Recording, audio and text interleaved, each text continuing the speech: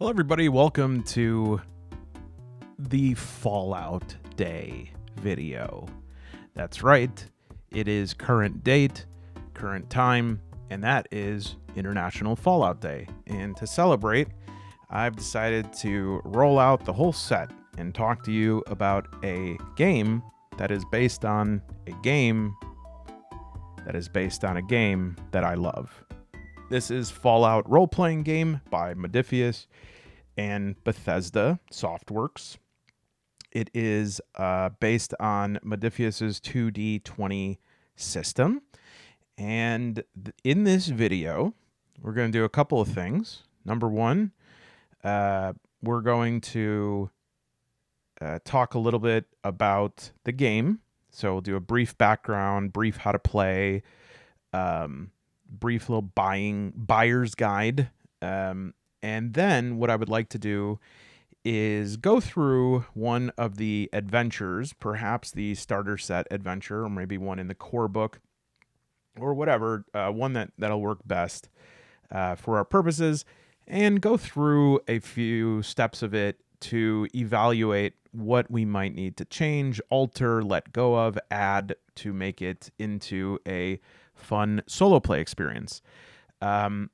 If you want to listen to an excellent solo play rendition of this, you should check out A Wasteland Story by friend of the show, PJ Sack. The link is below. This is up to episode 15 now of a high quality, highly... It's really good. There's a good sound.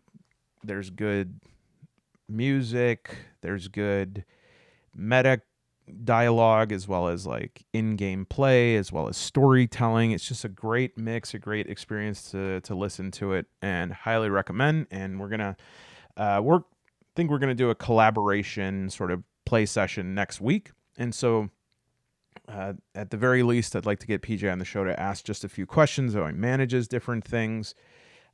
So yeah, this is, I think, going to be great. I love Fallout, and I'll talk a little bit about why it's taken me this long. But first things absolutely first, you may have noticed this beautiful aura spilling out from this sector right here.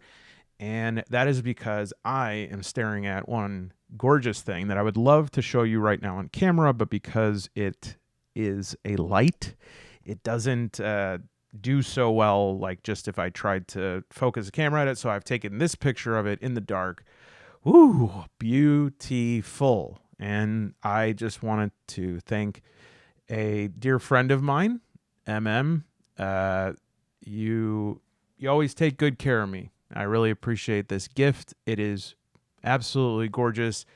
I am so, it makes me feel like I got a real professional setup here. It's making me feel like I should have a butler. Okay. And that's what I want to say is like, I'm just like you, I give my butler 2 to 3 weeks off a year. In the morning, I pick up the phone and whoever's on it, I just start telling them to buy and sell stocks. I'm just like you. But much like you, I probably have had some interface with Fallout. Now, let me tell you my Fallout story. That's all why we're all here, right? And there is a point to this. Basically, Fallout is, if you're completely unaware, a post-apocalyptic game that is equal parts retro future, nostalgia, 1950s in the present, mutants, robots, aliens, silly, grave, serious, flippant, amazing commentary, and it is mostly well-known. Well, that may be contestable, but I'd say still mostly well-known as a series of video games extending back, I think, to the 90s. I'm going to check that. But I thought about starting playing again like a year ago. Well, maybe a little over a year ago. It's just one of these things that occurred to me out of nowhere. And I don't know if this phenomenon has ever happened to you, but it occurred to me out of nowhere to be like, I really love playing Fallout. I think I should check out and see if I have Fallout on my Xbox. And I go and I don't, because I hadn't played it like with the iteration of the Xbox I had. And I checked the Xbox store, to see how much it was. And I was like, oh, it's on Game Pass. All of the Fallouts. I can play 1, 2, 3, 4. Fallout. Apparently, there's one called 76, which is like a multiplayer, massive online multiplayer experience that at the time was not getting the best reviews, but it was early in the situation, so not sure now. People mostly will say that Fallout New Vegas is the best one ever. I agree with that. My favorite one, like the one that I just got the most enjoyment out of, was Fallout 4. So it was free not free, but for Game Pass subscribers. I picked it up. I had a great time. And suddenly I was like, maybe I'll pick up the role-playing game, because Fallout was a bottom shelfer. And a bottom shelfer at my FLGS is a game that is there every time I go. And I see it so often that my eyes start to not see it, like it's invisible. And I don't ever think about getting it until the day that I do, right? Something will cue me and I'll say, oh, yeah, maybe I actually do want to check that game out. I know at some point it's going to happen with Modifius's Dune game. I know at some point it's going to happen with the Dark Souls RPG. It's only a matter of time. But for now, it was Fallout that day. And so I came into the store, and Mr. Moneybags that I am, big spender, man about town, I said, yes, store clerk, I would like 1 Fallout, please. And they're like, oh yeah, it's we don't have any copies. And I was like, I'm sorry? Did it finally disintegrate? What are you talking about?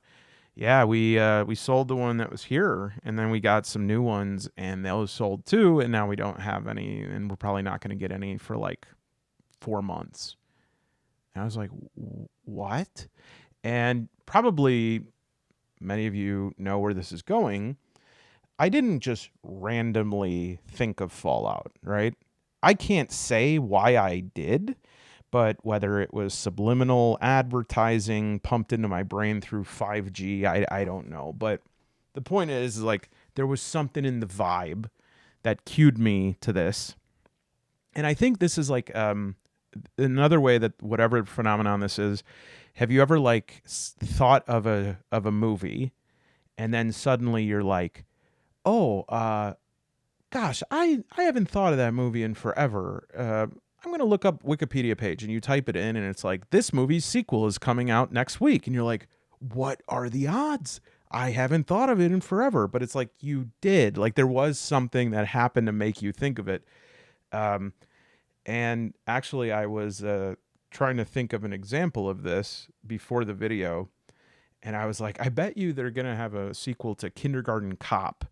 And what followed was one of the saddest things I've ever had, which is there is a sequel to Kindergarten Cop, and it came out in 2016, and it stars Dolph Lundgren and Bill Bellamy. So anyways, hey, maybe there'll be a third one.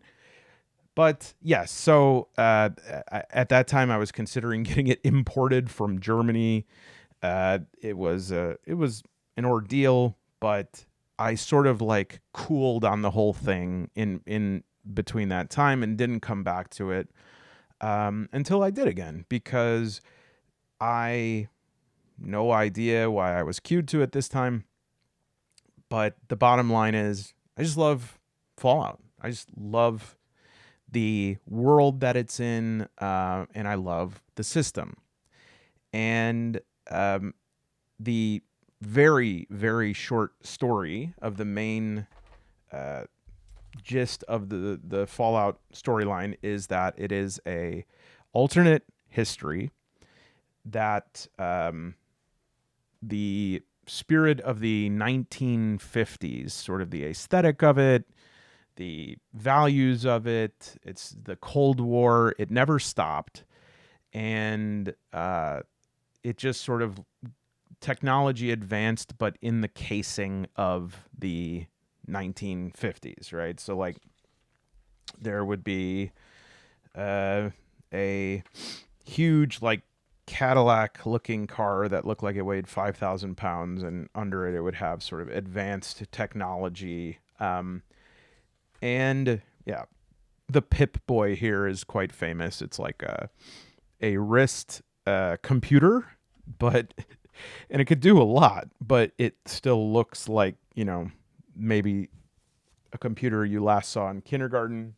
And a lot of it features the Pip Boy, which is this funny character that's used to represent a whole bunch of things. Okay, so in this alternate history, a nuke goes off in the US, and there are certain people that are given access to vaults.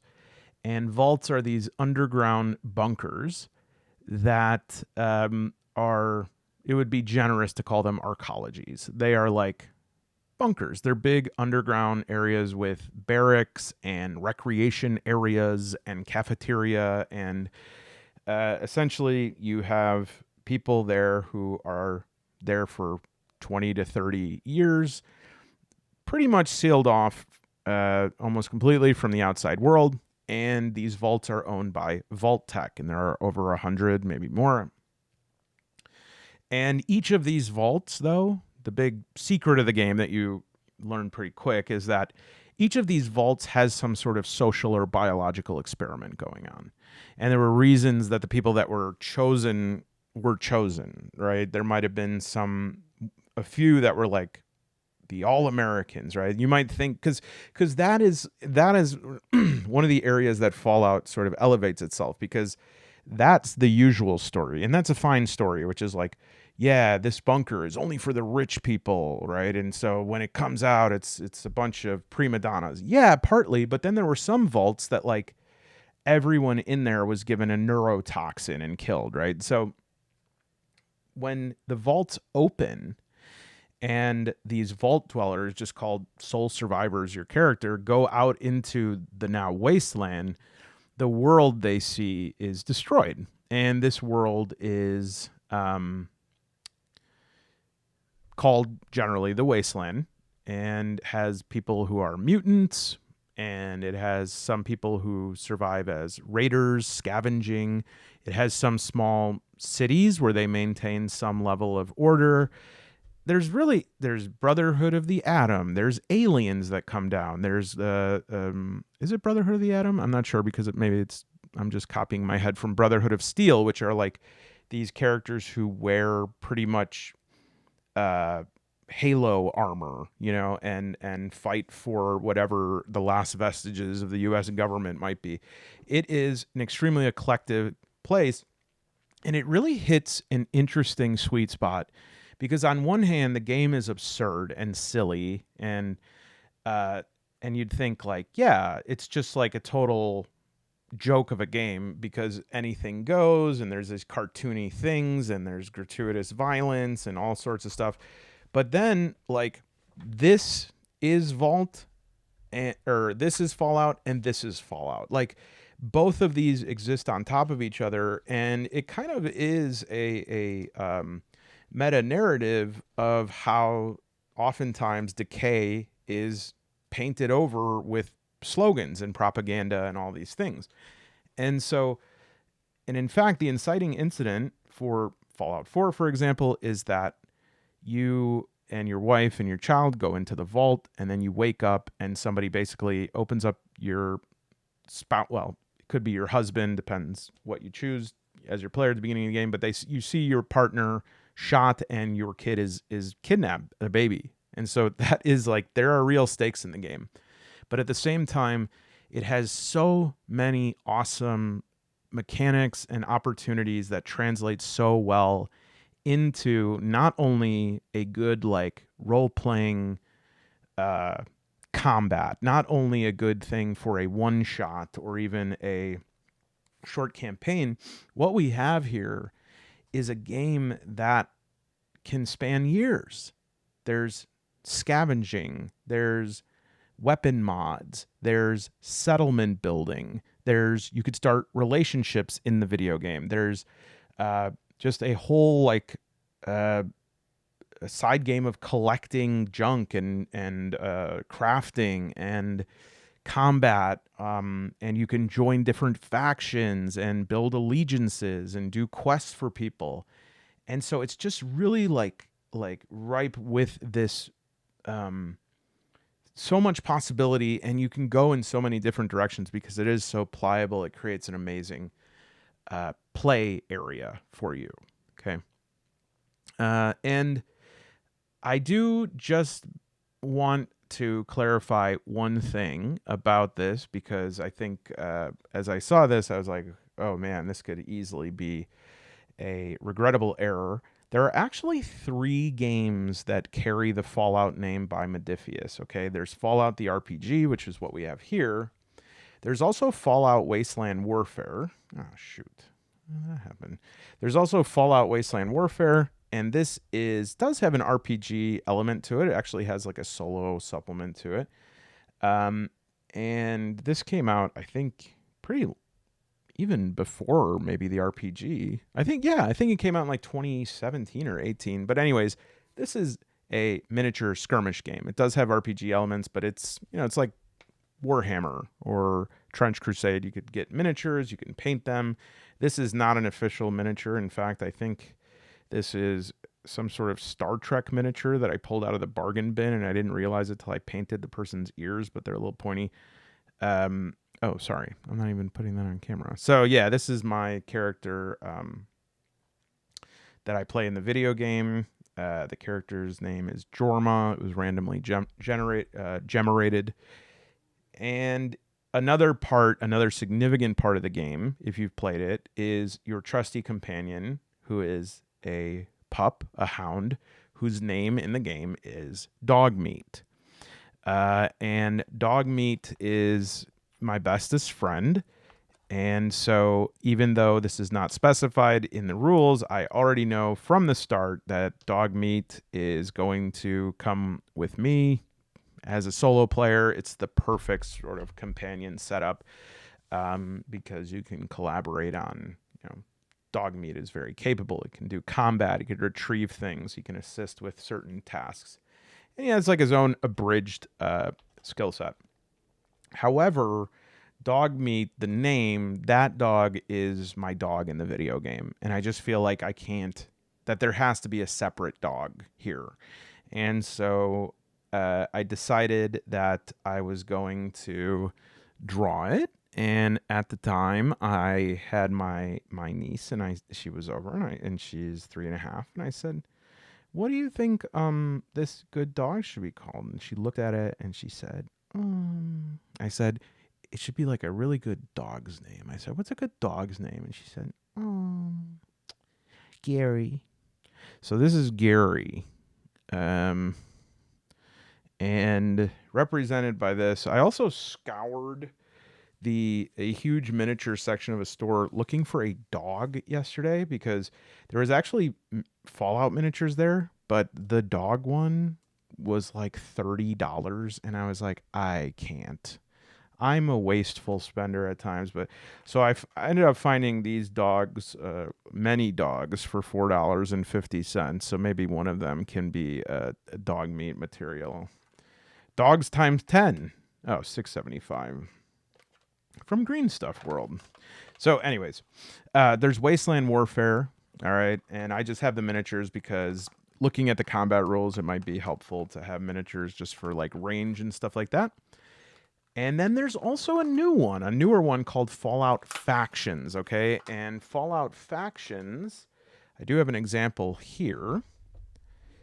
I picked this up because I love this kind of terrain. Now, I didn't get the core game because still this is a miniatures type game, and I'm not super interested in that sort of thing right now. I don't need to take on another set of painting things. But Fallout Factions looks to be something between a Fallout RPG and Fallout. Well, maybe not between. Fallout Factions, I think, is like you do create characters and stuff, but it is more board game, or I guess it's like a quick pick up and play thing rather than this, which, like I said, is you want to create. This is something that you may play longer campaigns for. You may again have RPG elements, and Factions looks like a game where it's like, let's throw the map down, let's throw the dice, let's have some fun. And so if you're familiar with Warhammer, I would say that Wasteland Warfare is like the core game of Warhammer, and Factions is maybe closer to like Kill Team. But I didn't get the full game, but I did find this, and this was only about $20. And simply to complement these little miniatures, this has some double-sided cardboard scenery and some tokens, and I was like, this is exactly my speed in terms of looking for something that I like there to be some level of immersion, and maybe if I want to set up a combat scene, but I really don't want to buy like a $200 thing. Let me build one of these little things, because this is, if you're not familiar with Fallout, I think one of these buildings will give you a good example of the aesthetic. I suppose I should open this on camera just in case any of you are considering getting this as well. It was pretty cheap, and the year it says is from 2025, and so the core game looks like it can be somewhere between. I saw it in my FLGS. The Fallout Factions and Wasteland Warfare starter set were somewhere around $100, although I found it as cheap for like $81 if you're into that. And I'm gonna talk about the starter set next. Ooh, yeah, that's cool. Lots of tokens. I'm not sure what I could use these for, but maybe we'll find something. Put this sharp tool away. Yeah. Wow, those are nice and thick. I wish they had some more bottle cap tokens, because I actually use those. Okay. Yeah, this could be useful. I don't know what for, or maybe... Oh, you know what? I do know what this is for. I'll get to it in a little bit. Yeah, and then these are really great. Yeah, Nuka-Cola is like, obviously, a Coca-Cola. Sights and Scenes of Dry Rock Gulch. Instruction booklet. Ah, I see. So we have an undertaker's shop, a billboard wall, a mixer station, cacti, bottle can, tombstones, and standees. I wonder if these standees are like supposed to be characters, or if they're like what might be a standee in like, in a Wild West area of a theme park. Let's see, what do they actually look like? Yeah, they're just kind of old Western, like wooden boards that would be there for target practice or something. But still, I'm certain you could probably use these. I love how these go here. These like little, just. I hope that Wow, these are really good feeling cardboard. They're very thick. I wish they made these standees. I would love a game with just like this level of standee. Because look, I love miniatures and stuff, but sometimes it's like you want a little something tactile, but you don't want to go the whole way there.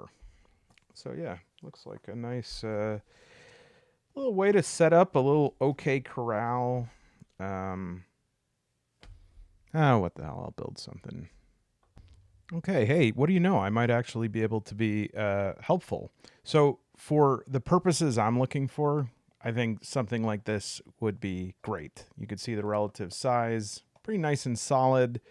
One thing that I didn't realize, and I don't know if it's hard to say with me if it's like something that was genuinely missed, or something that they should have made a bigger deal of. But either way, Okay, double-sided. Yeah, so no, this is good because I know that some of you have to be as absent-minded as I am, but like you can't build all of this terrain. It's double-sided, and also like for instance, this and this are the same buildings. So I guess that for me, I was a little misled by the fact that I thought that I was going to be able to create 4 buildings. And I think at most you can have 2 buildings because you could even look inside and you could see the other building there. But again, for my purposes of solo play, this is perfect for $20. You know, you have like a building because what I'm looking for cover. I'm looking for maybe landmarks to obfuscate the path. There's even this nice ramp here that you could raise this platform and put it like this. Nice, like little, like here's like a little bench you could use as partial cover, a little fence that somebody could hide behind. And so again, like for me, it's just like absolutely the level I'm looking for solo combat. And the other thing I would say, just like the caution, is it is nice and solid, but it really is like you could even see it when you get pretty close. I mean, this is what cardboard is. I'm not really showing a big secret, but it's like a lot of pieces of paper pressed together. And I would say that you probably want to decide like what buildings you want, because even this, when I was like pressing in the pieces over and over, they started to fray just with like the initial pushing together. And so I guarantee you with repeated use, the paper would start to come apart. I almost want to show you, but showing you, I think, would well, yeah, you could see it kind of like with the cactus here. This is just me pushing it in once, and the paper is already starting to like come apart a little bit. And some of them I couldn't get in the slot because that's happening like right now. Is that the paper is already just from that repeated use. It's becoming, and then also not all of the holes are perfectly aligned. This is not a review of Fallout Factions. I just thought I should do that. Okay, so back to the RPG. Now, before I go on, it is absolutely, if you've played Fallout, you know one of the best parts of it is the old-timey radio. Now, that's under copyright, so the one that plays in the game, but I actually found a great website called zootradio.com, which has a bunch of public domain radio clips from the 1930s. So, for instance, right here, this one. Hollywood, California, Monday, June 1st, 1936. I hope you could hear that. I'll put it up for a second here. I'll make it too loud.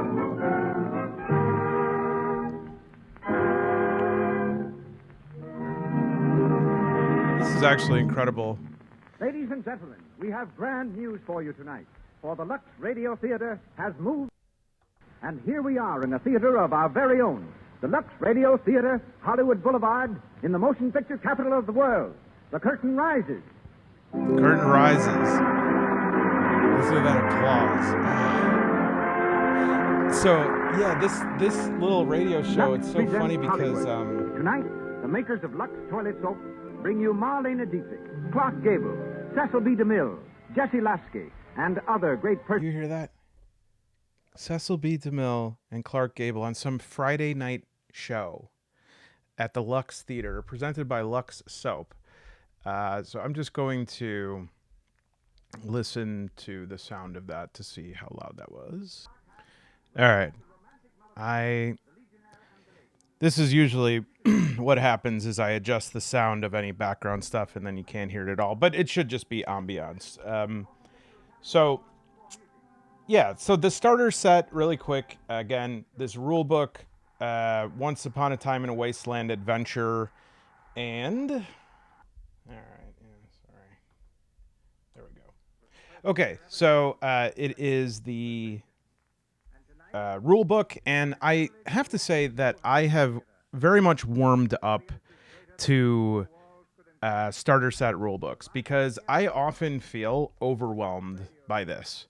And quick start rule books, I think, some of those, it's kind of, the purpose of quick starts, the free ones, are to like get you into the restaurant, and so they're not really worried about providing an absolutely high fidelity gameplay sample. But like the starter sets, I think are, I think like this is 60 to 70% of the game right here, and then you have the rest of the fine tuning in here and the references and stuff like that.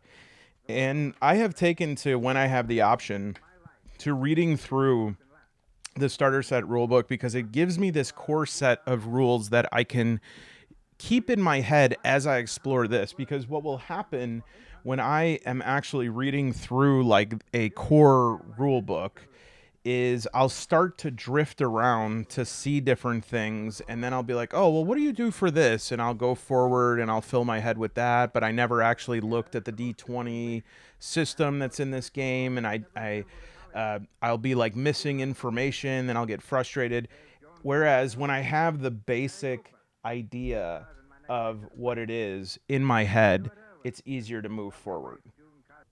Also included in here, we have the starter set adventure, which we might use. I would like to go through this. The only thing is that the character I made, Jorma, is a vault survivor, and I'm not sure that this starter set adventure is compatible with that. It involves like a group of raiders who are finding an old vault, but maybe it's somebody who has been to who is from a vault and now has been out in the wasteland, etc. All right, so here is the basic. Oh, by the way, you will also, like I said, you'll get a whole sheet of these, as well as a dice set. Now, for whatever sort of like blood packs that are made with the old gods, all RPG companies are required to make the same sort of strange move, which is the starter set will cost 28.29 US dollars, and you get all that stuff I just showed, plus the bottle caps, plus the dice. Okay, and then you can also buy a set of dice, and that is the price of the this. It's like $24. So for $5 more, you get all the rest of that stuff. I don't know what that is, but it's the same with Free League, and I think it's the same with Chaosium stuff too. Well, Chaosium has Q Workshop dice, so maybe not that, but I don't really understand it. Do you need these dice? Normally, I would say no in a game, and the answer is you don't need them. Okay, if you have a dice affinity, if you're a dice boy, a card boy, maybe you want that. I enjoy collecting dice. I enjoy collecting cards that go to the games.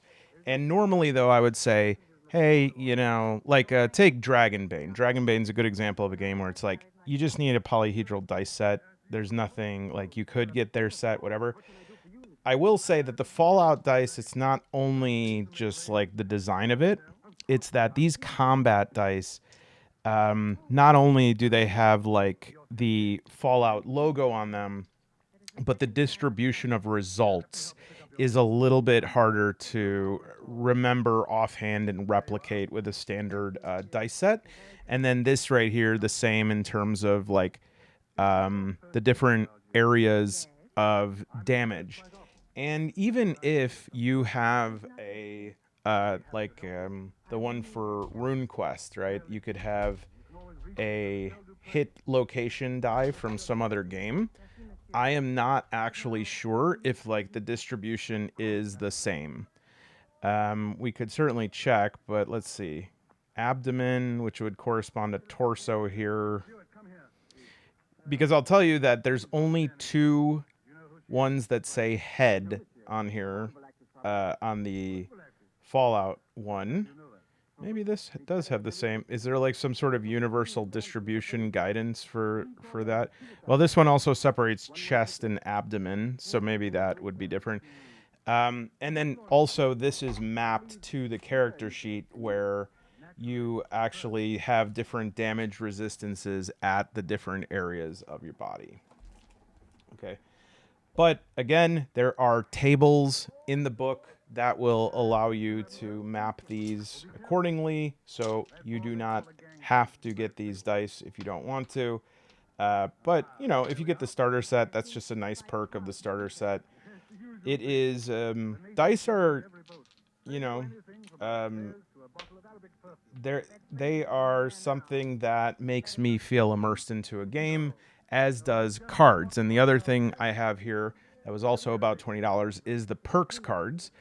And again, if you've played Fallout, one of the best things about Fallout is this massive listing of all the different perks you can get, all the different upgrades, and some of them have multiple levels to them where the effect of them increases as you level them up and you put the different points into them. And I do enjoy. This has almost all of them. It's missing just a few of them, but I really do enjoy. These are quite funny. Having these perk cards because they it can get to be a bit much, right? And that is something, a bit of a theme that I think we'll see, is that here's like your perks and traits listing. Well, this is, this looks like a lot right here. I think you would get this pretty early in the game if you're leveling up. I'm not sure if the tabletop game is the same way, but I think the easier thing to do would be like, okay, in this combat, do I have anything that's going to affect it so that I could take a note of it and I could put that card in front of me? But again, absolutely not necessary. And in fact, this one has an even more common, like, sorry, the radio boy is yelling here. There we go. This one has an even more common in the book, in even the even in the starter set book, there's like a listing of most of these perks, I think. So let's see. Yeah. So there we go. As far as how the game is played, I like I said, this is I am certainly not the best to give an overview of any game. I'm not very good at explaining logistical things, but I will just briefly go over the main system here. So this is a D20 system. As the Modifius D20 system, this should be familiar. Basically, you have a list of those attributes. This is my character Jorma. And at the start of the game, all of your attributes, at the start of character creation, all of your attributes are at 5. You get to distribute 5 points among them extra. And then all your skills start at 0. You get to tag 3 of them, or for a vault resident, I get to tag a 4th one.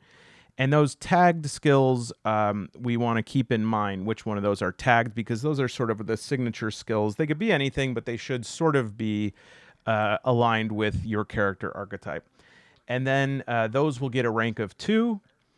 And then I forgot what it is. I think it's 10 plus your luck, maybe, or not sure, but you'll calculate. Actually, that's something that I could easily look up here.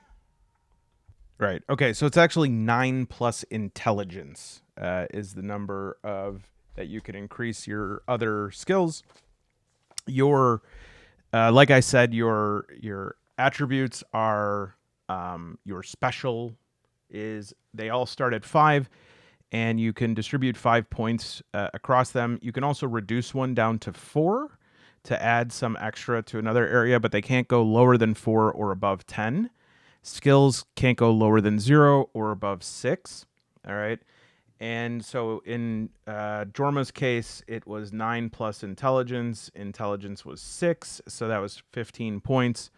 And so I distributed that across, kind of trying to match, like, this is a vault dweller, right? This is somebody who has spent their life in waking up and doing calisthenics and eating nutrient paste. And so they're probably in good shape. They probably have basic combat training. They might have some ideas. Like, for instance, my guy knows how to repair things, so they probably had some school specialization, but they're not going to know much about what's happening out in the wasteland, energy weapons, speech. Their charisma is probably low, even though they're probably a nice person. They probably speak with a high level of naivety and in a weird, if you met someone right now who woke up from 30 years ago, you might not think that someone in the 80s, 90s might talk different, but even that much time would be different, especially in a world where something as traumatic as like a bunch of nukes going off. Okay. So then you have a few derived stats, melee damage, defense, initiative, and luck is a bit of a special one because luck, we're going to have to figure out what to do with that in solo because, oh, shoot, I didn't put my little radio on. Maybe some of you are happy about that. I have a hard time telling. Yeah, you can't even really hear it, right? Okay. I'm not going to worry about it. Okay, so luck, mine was at 5. I didn't increase it, so that means at the start of every session I have 5 luck points. And there are some things I could do with luck as well as action points. But we'll get to that later. The basic thing as that you do in a 2d20 system is when you want to perform any action that would require a check, you are going to find the appropriate stat up here, and you're going to add it to the appropriate skill. And I really enjoy this. I really enjoy zeroing in on exactly the right skill that you'd use for things, right? So normally you'd say, okay, if I want to steal something, I would use agility plus sneak, right? But say that what I actually want to do is steal a hat, a cowboy hat from the top of a very tall person's head. So I got to get a running start and I'm going to jump. So I'm going to do agility plus athletics. And now I have 7 plus 3 is 10. You roll usually the 2d20 and you want to get however many successes are required for that task. Most tasks that are run of the mill are 1. If they're a little bit tough, there are 2 successes needed. They can go up to 5 or even 6. 6 would really be the GM telling you, please don't do this and waste everyone's time. But you can, most of them are 1 or 2. So let's say, okay, that's pretty tough. That guy is going to probably he's pretty tall and he's pretty mean and he's pretty fast. So we'll say it'll take 2 successes, even though you have the element of surprise. So I rolled 15 plus 9 and a 9. And remember, athletics plus agility, 7 plus 3 is 10. So the 9 is a success because it was 10 or less. And the 15 is a failure, okay, because that is above a 10. Now, maybe, especially in solo play, I might do like sort of the PBTA thing here, which is give myself a partial success or a success with a complication if I get 1 less than what I need.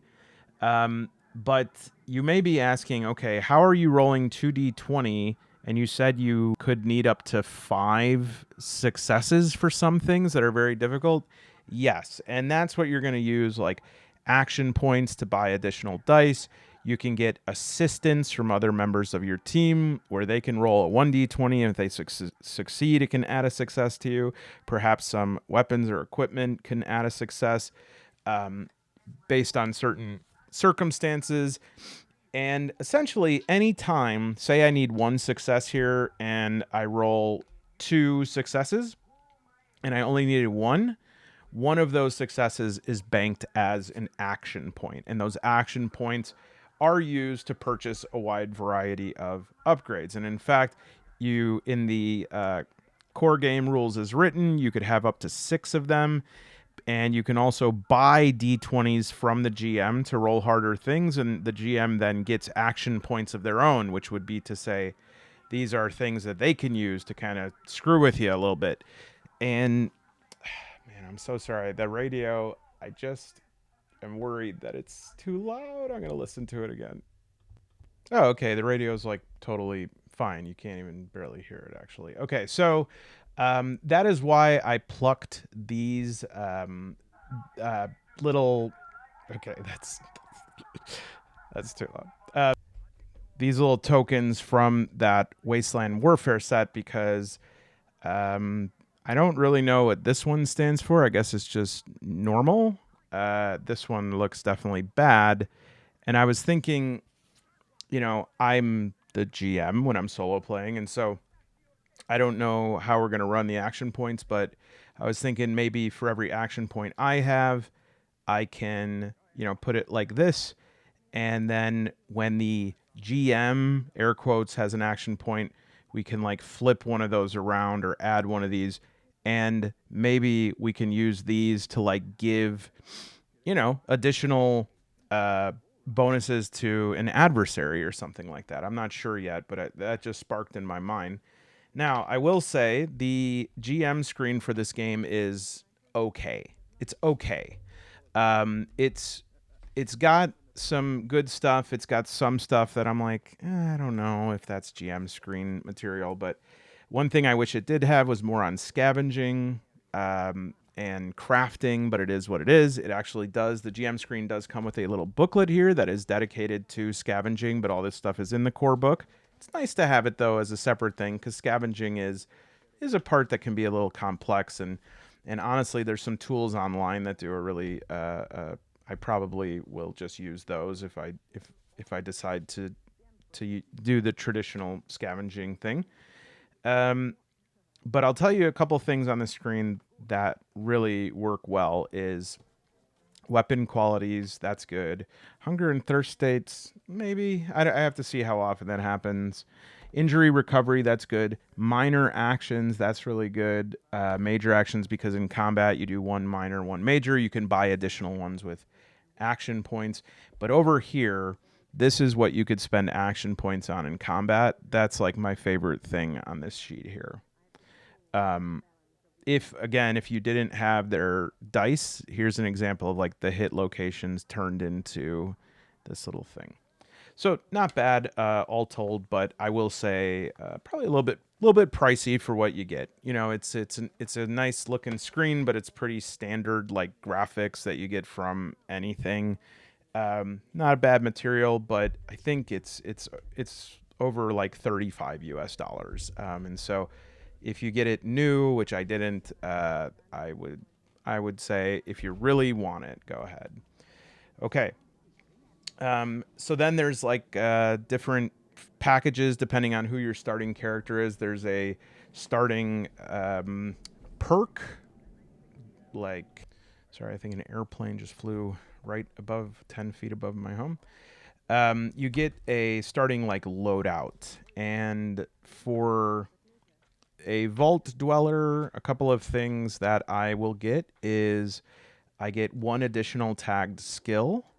And I also got to choose my first perk, and I chose Action Boy. And Action Boy is a nice starting perk, in my opinion, because it even if you buy an additional major action in combat, and you can buy up to one additional major action and one additional minor action, there is a max of 2, and your second one, you have to increase the difficulty of whatever that test is, and Action Boy makes it that there's no difficulty increase. And then I have Dog Meat card I gave myself as well, just for solo play. But we're going to start as a Vault Feller. And you can also be brother, as far as the core game. I think in the Settlers or Wanderers guide, I forgot which one. I have the PDFs of those, but I think there's some additional factions. But you could be a Brotherhood Initiate for the Brotherhood of Steel, a Ghoul, and if that sounds weird in Fallout, this is not. Some of them are like zombies, and some of them are quite sophisticated. Super mutants, which like think sort of orcs. Mr. Handy, who is a robotic character. This is the normal robot appearance. A survivor, who is just somebody who is just trying to make it out in the world the best you can. And then a vault dweller, which is what I chose. And the trait you get is Vault Kid. So this is a perk, but the trait I get is Vault Kid. Not a very exciting perk. but probably quite helpful. It says, your healthier start to life at the hands of trained doctors and sophisticated autodocs means you reduce the difficulty of all endurance tests to resist the effects of disease. In addition, your carefully planned upbringing means you have one additional tag skill of your choice, and you may also work with the GM to determine what sort of experiment took place within your vault. Once per quest, the GM introduces a complication which reflects the nature of the experiment you unwittingly took part in, and or introduce a complication related to your early life of isolation and confinement within the vault.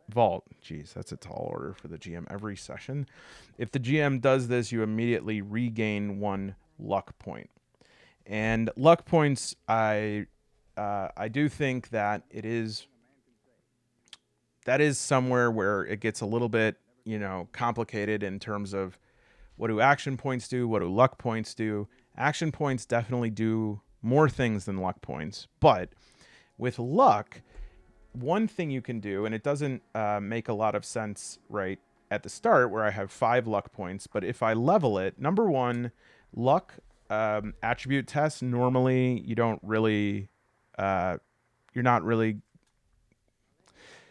normally your skill test should be like engineered towards an attribute. But when something is related to chance and there's some sort of skill check involved in that, and it's honestly hard for me to think of an example of something that you do that's related to chance. Gambling, flipping a coin, guessing something, I that isn't related to, just anything that's like up and out of thin air. You could use that, but you can also spend a luck point to use your luck attribute as a skill test for something that costs a luck point. And you have as many luck points at the start of the session that you have equal to your luck points, and you regain them per GM discretion. In solo play, I'd probably do it each session. Luck can also get you 3 additional combat dice. We'll talk about that in a second. And yeah, it essentially gives you some extra luck of the draw, add a detail to the scene. This isn't that we're going to have to figure out something to modify that to in solo play, because 2 of these are 3 of these maybe. No, stack deck will work. Use your luck attribute for a skill test. I might. I'm going to think about that one, because maybe there's a way to derive that where I say, like, you can, instead of use, because my luck attribute is 5, and I'm not going to be spending a lot of leveling up points on my luck for a while. So maybe I can say we can spend luck points to like add +1 to a skill test. So if I got a 6 and I needed a 7, I can spend a luck point for that. And then luck of the draw, add a detail of scene, useless. Lucky timing, interrupt the normal turn order to take your turn now, useless. Misfortune, you may spend 1 or more luck points to re-roll dice in a dice pool you roll. You may re-roll 1d20 or up to 3 combat dice, spending 1 luck point. You could spend multiple luck points on a roll. Each die may only be re-rolled once. You cannot re-roll a die that has already been re-rolled, and you must accept the results. You can get luck from, I guess, resting, GM discretion, or spending some time with your important trinket. Initiative-wise, when you start combat, whoever started it, say I want to run in and bonk somebody in the head with a hammer, I go ahead and make that attack, and then combat starts. My initiative, a derived stat, is going to just be used to rank initiative from highest to lowest, and that's how it goes. All right. Basically, my initiative is 12, and I would go before a person with 11 and after a person with 13. You could do, again, 1 major and minor action. Minor actions would be like aim, draw an item, interact with your surroundings. Major actions would be to attack. If you have an NPC, you can command them, and you could do first aid, defend, etc. When you do attempt an attack, you would figure out what sort of skill you're going to use. If you're using big guns, you would add big guns plus. I think. See, big guns is related to endurance, but I wonder would I use endurance for the check on that? I don't know, but unarmed and strength, like that one makes sense, right? Because it's like unarmed plus strength if you're gonna punch somebody in the face. And what you do is you basically, just so that you don't have to keep looking this up, you add up the target number and update it on there. So for the switchblade, that's a melee weapon, so that's going to be melee plus strength. Strength is 6, melee is 2, so I know I have to hit an 8 for that. And the damage is 2 damage dice. All right. And when I roll these, okay, perfect. So I got 1 damage, 2 damage. These count as 1 damage. This counts as 1 damage. This counts as 2 damage. This is no damage. This is no damage. And 5 and 6 are both the Pip-Boy. This is 1 damage plus 1 dose or instance of the effect. Okay. So for instance, I have that switchblade. I rolled 2 dice, right? I got 1 hit and 1 pip. So that means I've done 2 damage, which, you'd have to look at their armor and stuff to figure out how much HP that did, but it's also 1 pierce, okay? Because I did get 1 effect. If I got both of these, I would get 2 pierce, all right? So we would do 2 damage and 2 pierce. And so we can look up here what is pierce on here. Piercing. Ignore X points of target's damage resistance for each effect rolled, where X is the rating of this damage effect. Right? So it's pierce 1. And if we got 2, it'd be pierce 2. And so we would ignore 2 points of their damage resistance. And as far as damage resistance goes, we would have to figure out where the actual, hit was. You can declare it in advance, and what that does, say you're like, okay, I want to shoot him in the head. If you want like a high damage shot, you can declare that in advance, and that will increase the difficulty by 1, right? Otherwise, if you succeed, well, I would have to roll first, to see. I would have to do strength plus melee. And let's just say I succeeded, okay?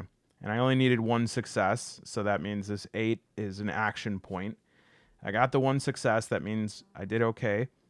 And then I hit for this. Well, we would need to see if we didn't declare in advance, because that would mean I needed an extra success.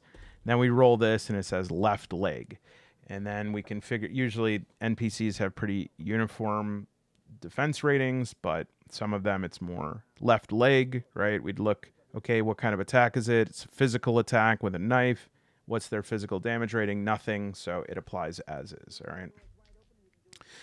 And again, like I said, I know that might, for some of you, be like second nature, and to some of you, you're like, huh? But me too. So we'll figure that out, and hopefully, again, we could talk to PJ to get insight on how some of these things are managed, such as encumbrance. I think PJ just straight up ignores encumbrance, which I am tempted to do. Encumbrance is 150 pounds plus plus 10 times your strength. So my strength is 6. My encumbrance then is 150 pounds plus 6 times 10, or 60 to 10. And that means I'm going to have to be tallying my gear to keep a running tally of how much damage how much stuff that I have. And if I go above my encumbrance, I have I have to do, I think, a -1 to all of my skill checks. In the video game, it does really good with this. The penalty is visceral, because if you've ever played it, if you're over encumbered, your character goes so slow. So it's agonizing. And so you're always trying to dump stuff. One of the things, though, that I think a true translation from the game that probably maybe the true translation won't work on pen and paper. There's certain areas like that. Is having to constantly calculate your carry weight. Because a big thing about Fallout, again, if you've ever played the game, is like you're constantly walking around as your character and there's just stuff all over the wasteland, right? Beer bottle, cigarette pack, laundry detergent box, roach meat, all this stuff. You're just like yoink, yoink, yoink, yoink, and grabbing all of it, which is absurd, right? That would be like you have a 210-pound sack of stuff on your back. Doesn't really make sense, but that's part of the fun of the game, is just having this big inventory of craftable materials. And so I can't imagine how we can do this without it getting tedious unless we find some sort of online system or we find some shorthand for this. I don't want to dump it completely because I do think there is something valuable about managing that. And especially solo play is, as it is, quite indulgent. And so if we need to spend a little more time doing that, we just see spending a little more time is fine. We just need to see if I'm spending more time to the point that it's making it less fun for me. Caps are money, ammo, -1 per use. I wish it was like the sort of roll under one, but we're going to be finding a lot of ammo. Yeah, I guess I'll say this as well. I like when I checked in this game 2 years ago or whatever. I remember looking up reviews, and some people were like, "This game is too much like the video game," and I didn't really understand that at the time, and if that was the critique, I think it's a valid critique. I mean, I made a whole video. The last video I made was about how, you know, RPG play is not video game play, so there's always going to be a difference. But I think I misunderstood the critique. And the critique is hard to see now, and I would love to go back and talk to some people who were very upset at the time, because I think originally people were saying typical Bethesda rollout.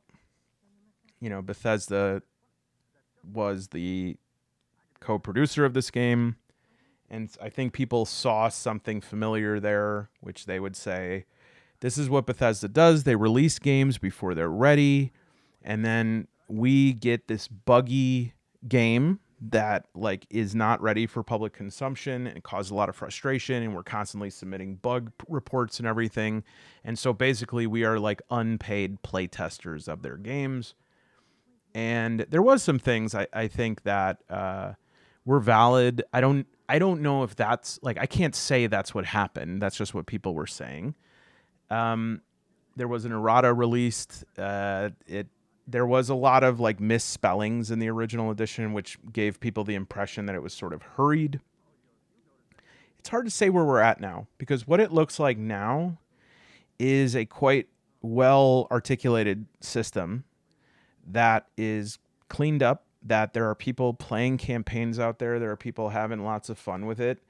I'm interested in any of you that have played like a campaign with it for some time. Are there things that you said, yep, this is great, or nope, we're not even going to try to do that because it's way too complicated? I don't know. Even combat, you know, looking at all these different damage types and stuff, I don't know. It's like, you don't want to get in a situation where you feel like you don't. This happens sometimes when even video games that are really complicated in terms of like some CRPGs, you know, skill trees. I got to figure out.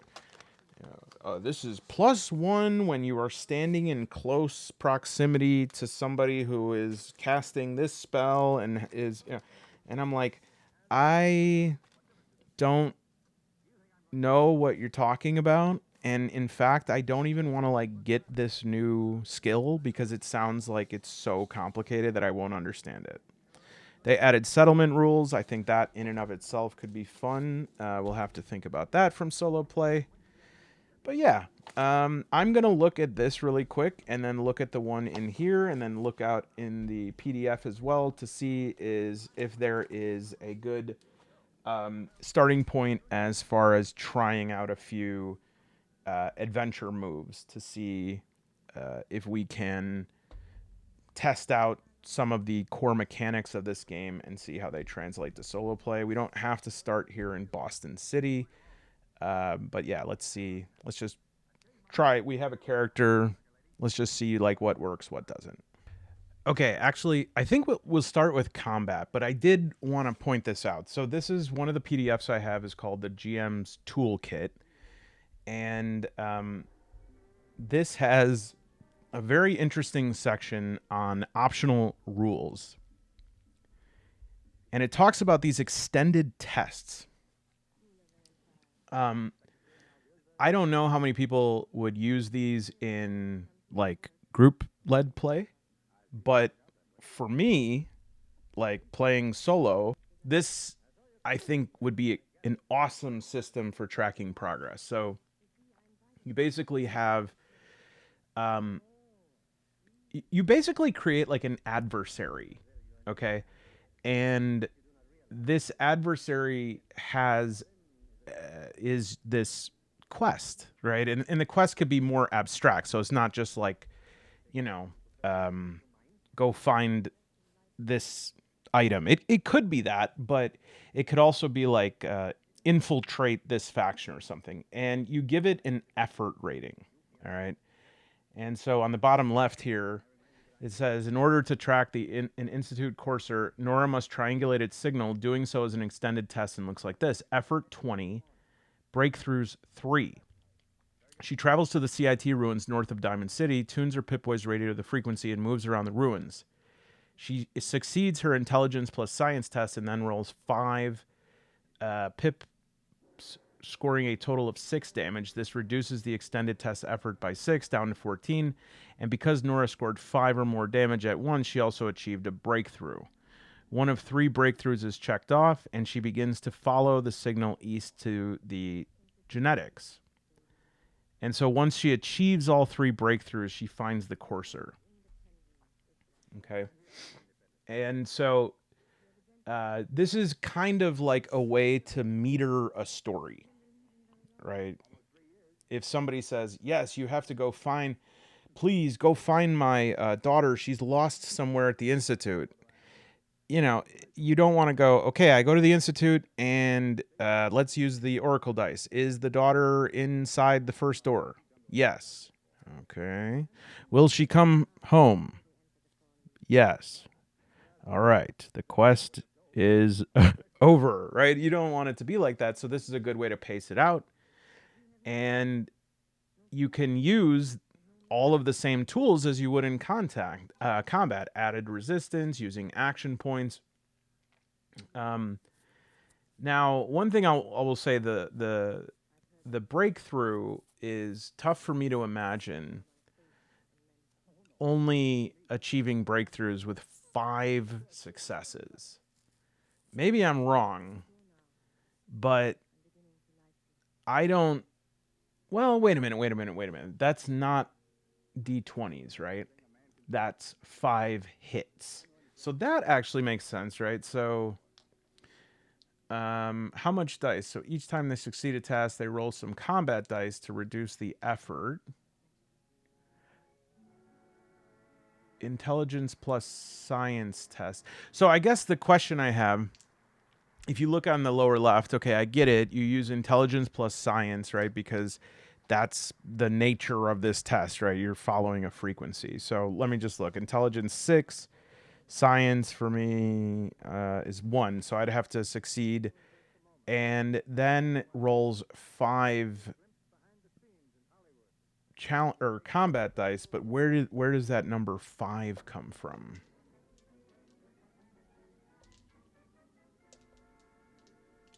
But each time they succeed, ask them to roll some combat dice. They roll a number. Okay, they roll a number of combat dice equal to 2 plus the skill rank they are using, reducing the extended test health by that much. Okay, so that makes sense. So for me, I would only roll one science, because that's all I have in science. And so I would be sitting out there.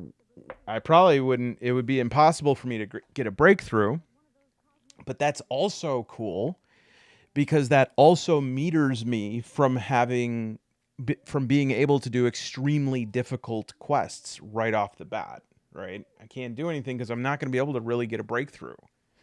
Even if I rolled 2d20 and I rolled like 2 1s, I still won't have 5 damage to that. So anyways, I think that that's just a cool sort of thing. And then you could use time tests, which are like clocks where you have to make decisions. And each time you make a decision, that fills in a slice of time. And so this increases the movement towards when something's going to happen. Variable initiative. I'm interested in this because I'm sure as many of you were thinking, it's like, what if 2 people have the same initiative? At the start of a combat encounter, each character rolls combat dice equal to their initiative value, and you note the totals rolled. If one side or the other has a significant advantage, such as an ambush. Oh, that's interesting. Equal to... See, but my initiative is 12. Is that right? Because my initiative is...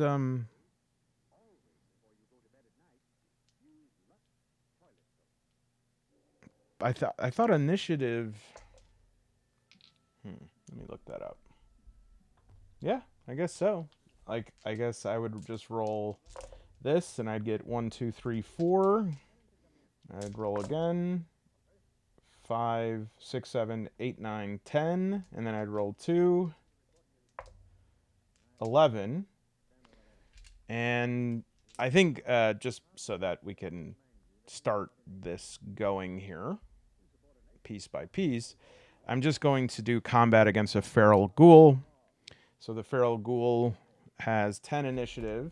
So we can do 1, 2, 3, 4, 5, 2, 3, 4, 5, 6, 7, 8, 9, 10. Wow. So I just edged them out for initiative. So I would go first. They have a 5 body, 5 mind, which again is sort of abridged. Why don't we put our minis out here and give it a shot. I'm gonna make myself a quick dog here, if you don't mind. I'm just using this as sort of a neutral sample combat space. I didn't realize this, but I have to make a choice here between what kind of good boy I want. It's like when you're at the rescue and you see it and you're like, yes, like that's the one. That's Gary. I just knew.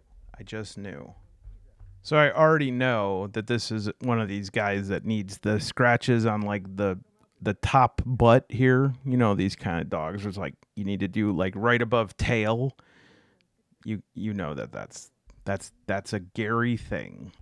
So those that want to see how these AK play markers work, we're going to give Gary the proverbial pink ticket, his little cute little tongue. And so you take off the back here and you'll sort of pump. You could see, and you want to go really slow because it'll come out quite a bit.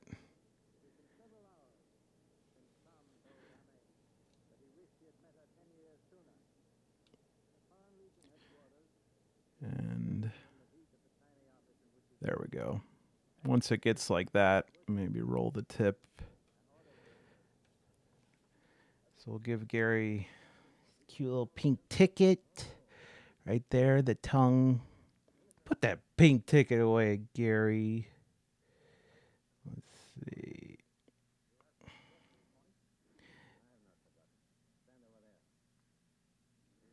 Okay. Oh, it's not competing with the brown very well, but that's okay. We don't want it to be too. And then I'm going to also, in addition to the pink ticket, I'll probably give him a bandana at some point, but for now, I'm just gonna maybe make just in case he gets lost.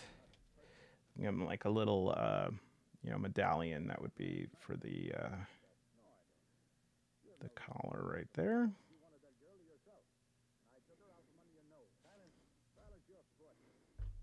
And then, of course, I think to preserve the original sketch here, I'll just base him on the other end of this. Ah, I love Gary so much. All right, we have a Gary. I think he's great. And maybe we'll put a bandana on him at some point. We maintain his picture below here. And I think I spent maybe just a little too long painting Gary because I'm a bit fatigued now, but that doesn't mean we can't find a nice ghoul. What is this? A feral ghoul.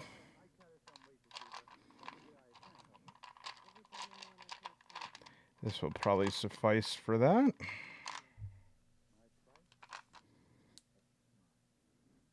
Good enough. All right, so I'll use the GM board as kind of like I can write on it as well as use it for its information. Let's just take a look. This feral ghoul is level 3. It's a mutated human. I get 10 XP. It's a normal creature. Body and mind stat 5 and 5. Melee 3. Other is 2. And let's see.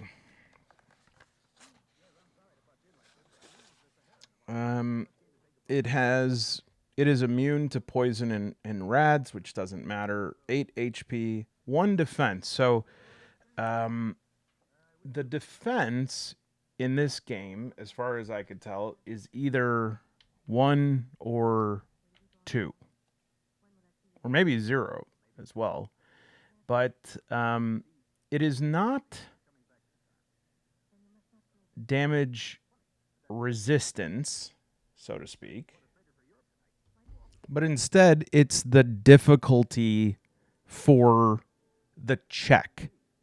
It is how many successes. So it wouldn't be 0 because that means it would just. I guess it could be maybe just mean you roll combat automatically. But 1 to 8 agility, your defense is 1. Agility 9 plus your defense is 2. And so getting that agility over 9 is really good because that means that anybody will need a 2 successes to even hit you, right? And so most like basic characters are likely going to have this defense of 1, which means 1 success, right? And so we will give ourselves 5 luck points and we will give ourselves 2 action points to start. Let's see how this works. I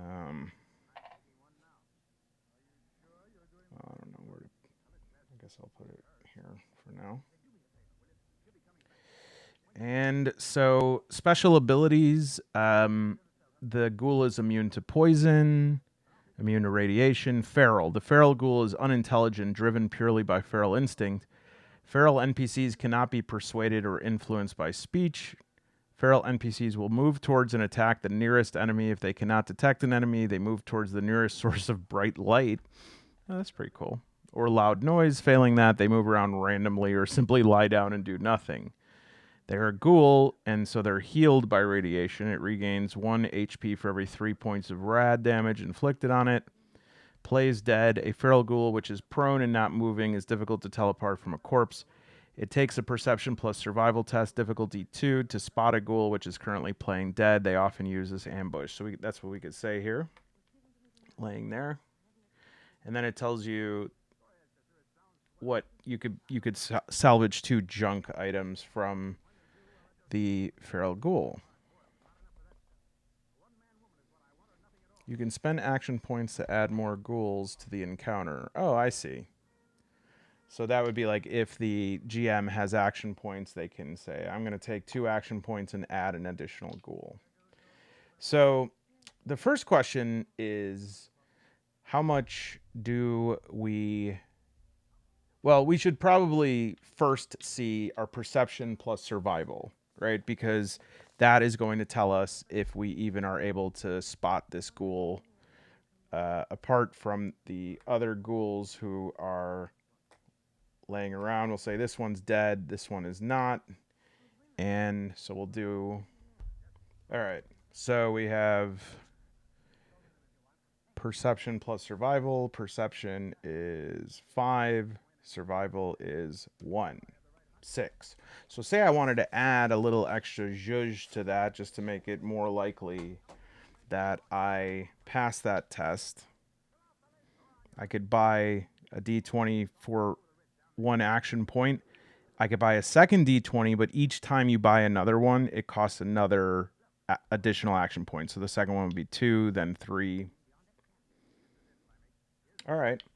So, all right, perception. I'm not going to do that, and I'm probably not going to pass, but let's try to get, we'll say 1 success to even detect. Nope. So even though this ghoul has slightly lower initiative, it's going to have the first attack on me, and there is only 4 zones or ranges in the game. There's close, medium, long, extreme. And then I guess there's like reach, which is right next to us, but the weapon will have a range on it. For instance, the 10mm pistol is close range. All melee attacks have to be done within close range, but a different weapon can be used outside of its ideal range, but for every space outside of its ideal range, it's +1 difficulty. So that's to say, like, if it's above or below. Because if you have a sniper rifle and you're right next to somebody, that's a weapon that is for extreme range, and you're using it right here, so that would be very difficult. So you have to subtract 2. But the ghoul is just going to do its unarmed attack, which is body plus melee. So 5 and 3. And they do 3 rad damage, which we do have some rad protection. So let's just see. And my defense is 1, so they only need 1 success. And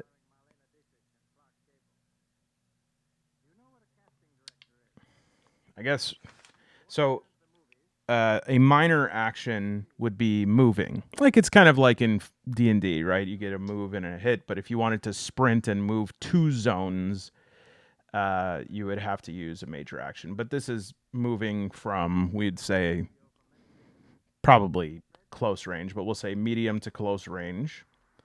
And there's got to be something, we'll say, because they're next to each other, we'll say that solids will be Gary, outline will be me. All right, so it's going to try to attack me. And I guess what I'm wondering is, do they also roll 2 dice? Like, do enemies also roll 2? Or do they only roll 1? Because I know that NPCs roll 2. Or, sorry, roll 1. Not NPCs, but companions. Oh, yeah, NPCs. I would have to think it's 2d20. So, body plus melee, 8. 12 and 16. Total miss. All right. So, in my turn now, I think we'll do dog meat. Sorry, I was looking at the card. Gary here is going to assist. And so to assist, we're going to attempt a 1d20, because that's what an assist is. If I get it, that adds a success. And so Gary would roll... Or should we just try a bite? Doesn't really make sense, because I'm not trying some, like, big bad move here. Let's just try a bite. So body plus melee would be 5 plus 2. Also, companions increase their level with you. And every 5 levels, Gary gets, like, a +1 attack. Oh, 10. So that's okay, Gary. You tried your best. And so I will use my Switchblade, which has a target number 8, melee, and a pierce 1. All right, so I will definitely roll 2d20, and I rolled a 20, which is, this is about the worst roll you can get, a 20 and a 19, but I got a complication. And so I guess for the complication, we would probably say that this guy stands up and is now another enemy. But I am maybe going to take an extra action. And I'm going to spend my 2 action points here to take another attempt at hitting this guy. And okay, I got my 1 success for 4. And I have 2 damage. And I am going to spend a luck point. See if I can add some extra luck point.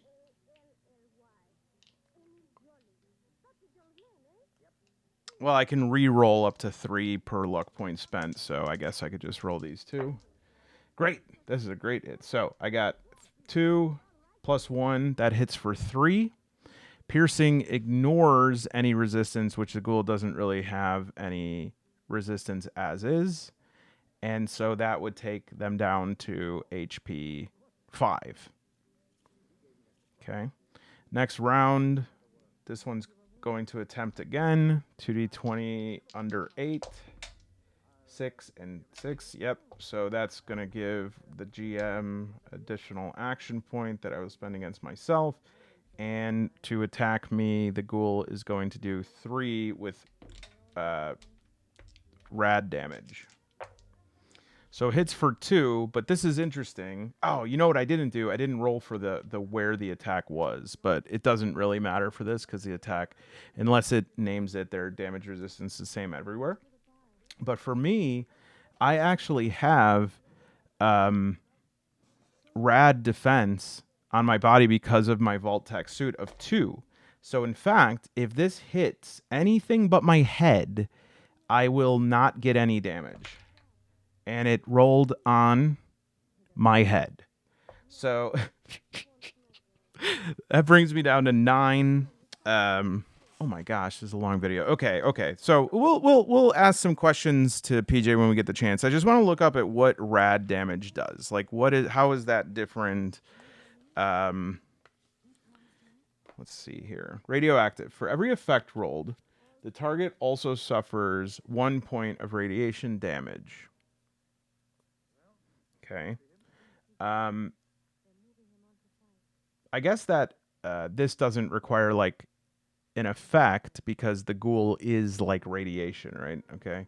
So we'll just assume that naturally is that. And what does radiation damage do?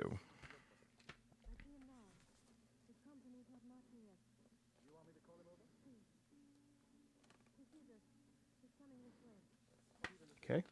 Not on there. Yeah, actually, I think the reason why it's so like on the nose with its description is because not only will it give me damage, but I think, let's see, where would it be? I have my HP here. Is it possible that I would like add radiation to my character so that my character now has like 2 points radiation poisoning, perhaps? I don't see a place for that. So that's something.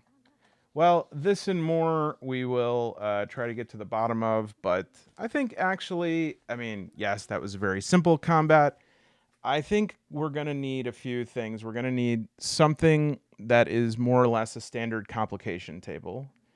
Combat, I think we're just go in order, and they have their attacks. Like enemy entries are actually quite comprehensive here if all of them are like that. Um, the loot and scavenging tools that are available online are so good that it almost makes it so that I don't feel like I don't want to like even try to come up with a better system for that. And look at this, you have this super mutant here that has a full special loadout. And that's probably because in the game, sometimes you can get a super mutant to join you. All right. Well, let me know what you think. Let me know if you've played, if you're interested. And interestingly, Modifius does sell like on drive-through their like retail games. They sell directly. Some of the prices are a bit higher, so make sure you check on their website before you buy it from drive-through. But it is an option if like the shipping works better for you. But yeah, thanks for joining me, and can't wait to show you the next game that I got, which is called Swivers. Swivers. Bye.